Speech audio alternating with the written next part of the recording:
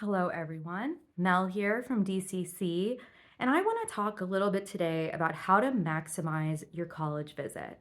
Now, the first thing I want to say is if you can, do formal college visits. I know it's not always possible, and it's especially not possible for every school on your list, but when you can get to a campus, sit in the info session, do the little tour with the student ambassador around campus, see the dorm, see the cafeteria, see the classrooms, ask the questions.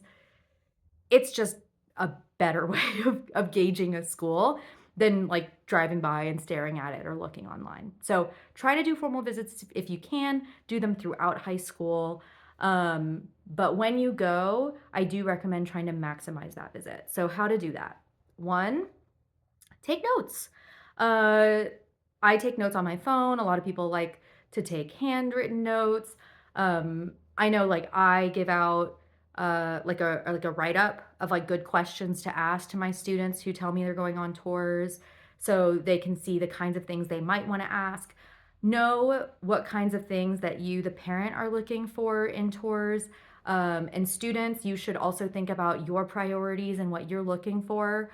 Because something that I've noticed is that tours are still, like, in my opinion, the best way to actually like see the vibe of a campus, see what the other students look like on the campus, and sometimes more importantly, seeing the actual surrounding area.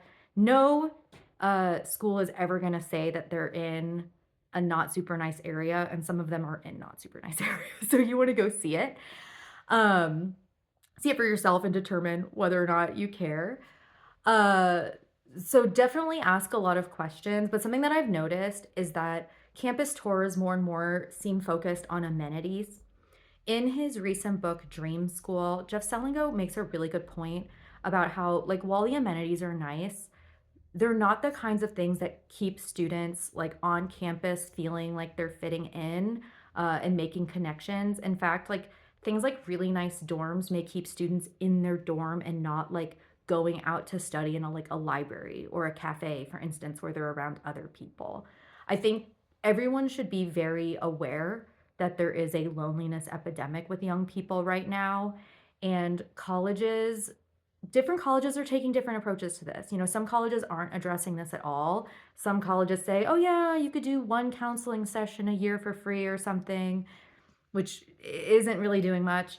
And then there are some campuses that have like real structured programming to help students feel like they fit in the second they get on campus, whether they have, an orientation week, pre orientation programming, mentorship programs where, students are meeting upperclassmen, meeting each other, having special classes just for first year students where they are in smaller classrooms and they meet each other and discuss things. And on the tours, you may or may not even hear about any of that stuff. So I recommend that you ask about those things because they are going to take you to see the nicest dorms. Some of these dorms are like crazy nice. And I can say, like, from my own experience, not that I think it was great, but I had a really, really small, kind of disgusting dorm room that clearly first was a closet in its existence and then became a single with like a bed jammed into it. I had no air conditioning. Um, it wasn't great, but it did get me out of my dorm, right? So you will see the nice dorms. You will maybe see the fancy food court and like cafeteria. And those are nice things to pay attention to, the various amenities.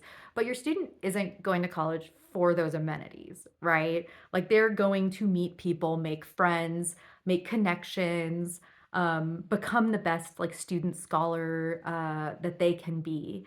So when you're on those tours, if they don't bring them up, try to ask about like how easy is it to get involved on campus? How easy is it for students to like find their place? Ask the tour guides, what clubs they're in, how involved they are. How easy is it for first year students to get like maybe research opportunities and meet their professors?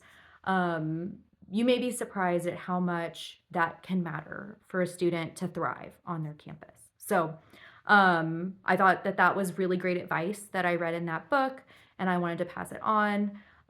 If you have questions about like what questions you should ask on college tours, feel free to ask us. I know I have a whole list that I can give out to my families. We're always happy to also like help you plan those tours if you don't really know where to check out.